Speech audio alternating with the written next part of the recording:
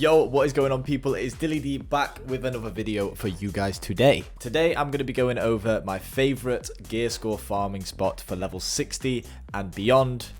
Well, there's not really any beyond yet, but you know what I'm talking about. So the reason I'm making this video is because I've had a lot of questions asking me about where I farm my GEARSCORE when I am just playing by myself. And obviously you don't have that big group of people to maybe be running these super elite farms in Shattered Mountains and obviously across the map and places like that. But this is definitely a good little spot for you guys to run if you do want to get that GEARSCORE up and you do want to progress all the way to that 600 GEARSCORE, which we're all aiming for.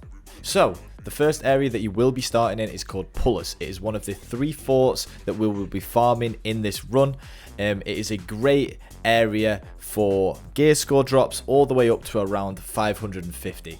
I would say that it is definitely worth your time to invest or try and gather some luck gear purely for this. You know, it does definitely help having a teammate to come along with you, which makes this perfect for more of a duo or trios farming spot. You can definitely do it solo, but it is heavily dependent on your build because these guys, they do hit quite a little bit. So we have to just bear in mind that these guys are going to be doing a little bit of damage, but obviously if you've got a healer with you or you know you've got another teammate, you're definitely going to be able to run through these mobs. And if you've got that luck gear, you are going to be getting the drops all the way up to around the 550 mark before you want to move on to the elite. So this is just a great way as soon as you hit level 60 to try and gather as much of that GEARSCORE as possible.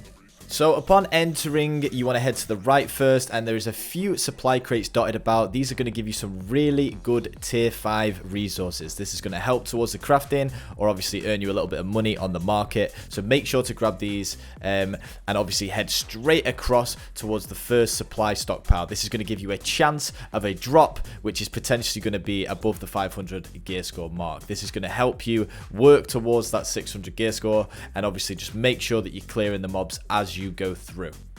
Shortly after you have looted the south side of the fort, as soon as you enter, you want to head straight across the way to the top right north side of the fort, and there's going to be a zigzag stair there that you're going to want to go up. There is going to be again a chest on this side which you can loot, and another stockpile chest on the other side. There is elite mobs that you need to watch out for in these areas just because they do a lot of damage, so just make sure you focus in them. And obviously if you are solo, make sure you're just picking off one mob at a time. Don't try and pull too many because they definitely will be doing a little bit of damage here. You can definitely clear them, but it will be with a little bit of difficulty. So just make sure you are taking caution because they will be dropping mines on you, and it's going to be a little bit of a challenge trying to clear them with obviously more than one mob attacking you. You're going to get to the stockpile chest. It's going to give you, again, a chance of getting some tier 5 resources and potentially a GEARSCORE drop again. So, you know, you can get up to tier 5 meals and obviously lots of decent cooking ingredients. These chests do respawn once every hour. So it is a really nice spot here, obviously with the other forts, which I'll show you a few clips on very soon. You can basically just keep running these all day and going between the forts, and like I say, they reset every hour, so it's a great way of not only getting resources but getting as much GEARSCORE drops as possible from the chests. So we've covered the first half of the fort here, and I basically want to just explain that each one of these 3 forts that we are going to head to is going to be a pretty similar layout. You're going to notice that the chests are in pretty similar locations, so it's quite easy to find them, and obviously each hour just continue to run these and switch between the 3 forts in a little bit of a cycle. This is the most efficient way of doing it, and it's going to be the most efficient way of you getting those drops. For those who don't know yet how the drop system works, you basically get a watermark for each item that you drop, which means every single time you get a drop, the GEARSCORE level is going to be specific to that item, which means if you drop a Warhammer, you're going to get a different GEARSCORE drop to, say, an Ice Gauntlet that drops. So don't worry about it. It is a bit of a grind, but it's super fun when you find areas like this that you can run through by yourself or with friends.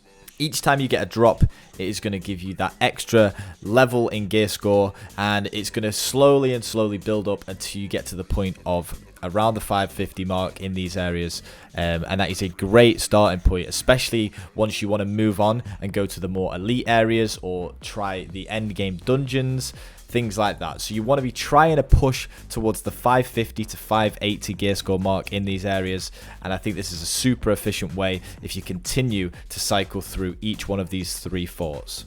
After watching this video, I hope that you go and try out this spot, especially if you're a little bit more of a solo player like myself. I know that I get involved a lot of the time with the company and, you know, trying to get on with the end game content, getting those elite mobs farmed as much as possible. But it's nice to take a step back and, you know, go and farm areas like this where you can just kind of chill, get your tunes on, and have a nice time doing it. You know, it's not a lot of stress. And obviously, if you've got a nice little squad or you've got your friend that you just want to chill with, this is definitely the area for that. It is going to be priority for you guys to farm those mobs. You're going to have to be able to kill them at least, so you know, level 60 with half decent gear, and maybe not all of you squishy. You know, it definitely does help having a healer or potentially a tank just to be able to take some of the damage from those elite mobs that are in the area. But that's it from me today. I know it's a smaller video, but I just wanted to explain to everyone my favorite solo farming spot all the way up to get that gear score to as high as possible, because I know a lot of you guys have been asking, and I do appreciate every single one of you guys in the Discord getting involved with DSG. And like I say, if you're new around here and you do want to be a part of it, hit the link below and get locked in. Don't mess about. I stream every Monday, Wednesday, Friday, and over the weekends, so make sure to tune in on Twitch at DSports Gaming. I'm not going to keep you for any longer, but thank you very much for watching the video today, guys. I'm going to try my hardest to create more content like this. I know that you guys enjoy it, and I know that you guys ask for it, so I'm going to try and put out as much as possible. So bear with me. I'm still getting used to it, but much love to you all, and I appreciate the support as always. If you liked the video, hit the like. And also maybe even hit the subscribe button and turn the bell on, because it does help, boys. It definitely does. Peace and love. Dilly D signing out. Bosh!